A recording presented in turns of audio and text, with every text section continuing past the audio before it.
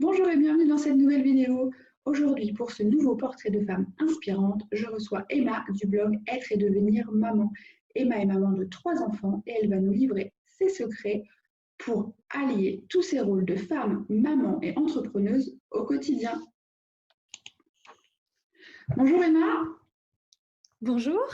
merci d'avoir accepté d'être la deuxième femme de ces portraits de femmes inspirantes. C'est un grand plaisir. Alors, est-ce que tu pourrais nous présenter un petit peu ton parcours? Oui, alors je suis maman de 3 enfants. J'ai 3 filles de 6, 4 et bientôt 2 ans. Et après 10 années en fait passées sur Paris en mode métro, boulot, dodo à courir toute la journée, j'ai éprouvé un grand ras-le-bol et le besoin de changer pour retrouver une vie beaucoup plus saine et en accord en fait avec mes valeurs.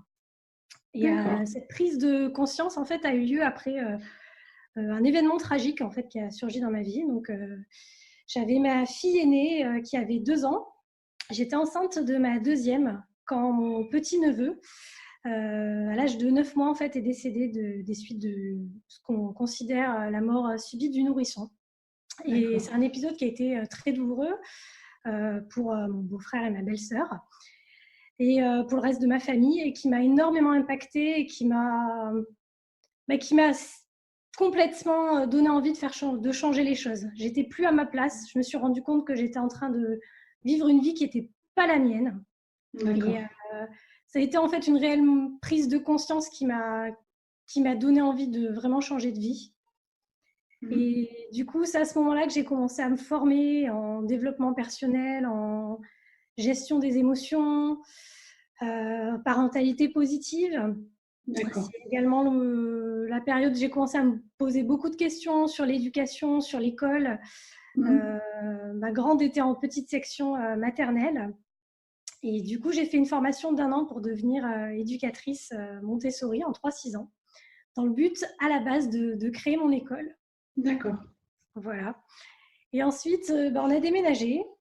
On a changé de vie, on a laissé Paris derrière nous. C'est le moment aussi où je suis tombée enceinte de ma troisième. Une grossesse assez compliquée. Et du coup, en arrivant ici, maintenant, on est en région nantaise. On a décidé de proposer à notre aîné de faire l'instruction en famille, donc sous forme d'école à la maison. Et là, c'est la 3e année. Du coup, qu'on est en école à la maison, ça se passe très bien. On a tous, je crois, trouvé l'équilibre dont on avait Ouais. besoin. Et, euh, et du coup, voilà, on continue sur cette lancée-là. Et puis, j'ai éprouvé le besoin, en fait, de commencer, moi, à partager mon expérience et à accompagner les mamans à trouver un équilibre dans leur vie de maman qui est difficile, leur vie de couple, leur vie de femme. Et c'est comme ça qu'est né, en fait, le blog Être et devenir maman. D'accord. Donc, quand on t'entend 3 enfants, instruction en famille, entrepreneuse, comment tu fais pour gérer comme ça tes journées? Quels sont tes secrets un petit peu? Mes secrets, je dirais que c'est déjà un petit peu d'organisation, un minimum d'organisation.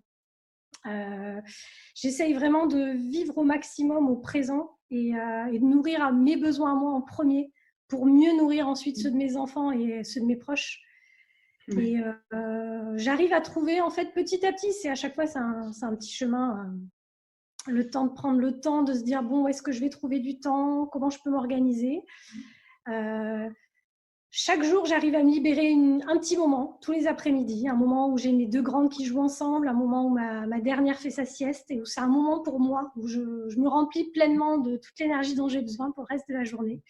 Et puis aussi, voilà, je sais que le soir, j'ai du temps pour moi. Je sais qu'en fait, on arrive tous à avoir du temps. Je crois qu'il suffit de vraiment réussir à voir où est-ce que se trouve ce temps-là. Et je pense que j'ai réussi à valoriser ce temps-là. Et du coup, j'arrive à jongler avec tout ça. Même s'il y a des D'accord. jours où c'est difficile, bien entendu. Oui, ça fait des sacrées journées quand même. Mais en effet, comme Exactement. on voit avec ton témoignage que c'est possible. On peut toujours trouver du temps, même si c'est peu dans la journée, il y a toujours un moment où on peut trouver un temps à soi et se remplir et se ressourcer. Donc Oui, ça, c'est tout à fait possible. C'est juste une question d'ajustement. Donc, on met longtemps à trouver ces marques. Et puis, il faut les rechanger fréquemment, mais à chaque fois, c'est à chaque fois des petits pas, des petites expériences pour dire, bon, est-ce que ça pourrait mieux fonctionner comme ceci, comme cela. Mais tout est possible, je pense. mm. Et donc, quels seraient tes conseils pour des femmes qui n'arrivent pas à s'organiser, qui sont perdues, un peu oubliées et qui, du coup, ces temps pour elles, elles n'en ont pas du tout? Je dirais qu'il ne faut pas rester dans cette impasse où on se dit non, mais j'arrive plus à m'en sortir. Je crois qu'on fait toute l'erreur à un moment donné, après la naissance de nos premiers enfants, je dirais, avoir des difficultés à trouver du temps pour nous.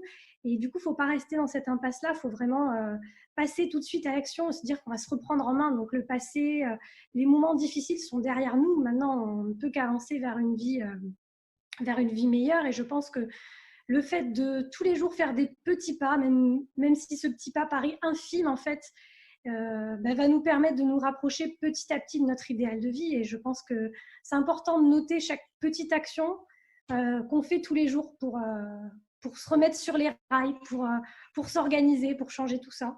Et qu'on ait des enfants d'ailleurs ou pas, hein, parce qu'on n'a pas besoin d'avoir des enfants pour se perdre.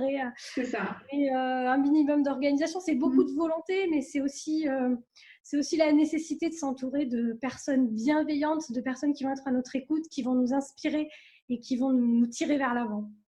Pas rester seul, quoi, surtout. Je suis totalement d'accord avec toi.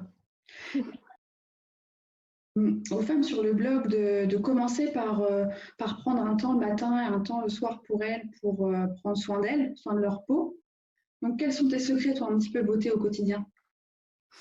Alors, mes petits secrets beauté, je dirais que déjà le matin, je me fais un petit sourire dans le miroir.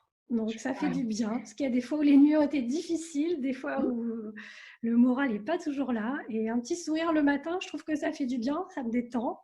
Ouais. Après, j'ai tout simplement une bonne douche chaude, un petit zeste de fleurs d'oranger pour me parfumer. C'est fleuri, ça sent bon, c'est une odeur agréable, donc ça me fait du bien.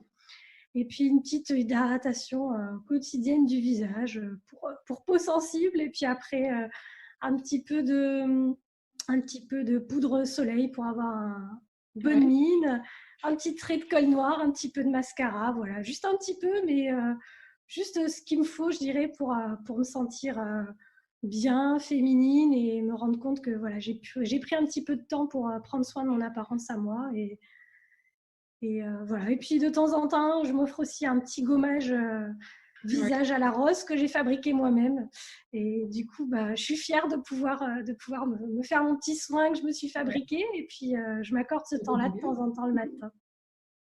Ça fait du bien, oui. Tout à fait. Et en effet, il n'y a pas besoin de prendre beaucoup de temps. On peut prendre soin de soi avec peu de produits, peu de temps, mais ça suffit pour être prête pour la journée, quoi.